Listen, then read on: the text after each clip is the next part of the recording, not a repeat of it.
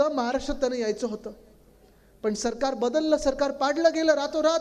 जे खोके हातोहात गेले, 50 खोके असतील कोणाकडे, 70 खोके असतील कोणाकडे, 100 खोके असतील.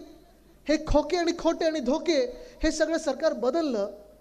आणि जेव्हा सरकार बदललं तेव्हा त्याच अधिवेशनात, पावसाळी अधिवेशन मुंबईत चालू होतं, तेव्हा मी पण मुख्यमंत्री घटनाबाह्य त्यांचं भाषण ऐकत होतो. हे असं सगळं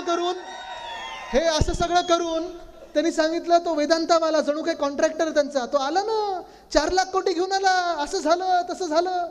हे सगळं आम्हाला आमदार म्हणून सांगितलं. पण पुढच्या आठवड्यात वेदांता फॉक्सकॉन गेलो कुठे? ऐकून आलं, गेलो कुठे? गुजरात.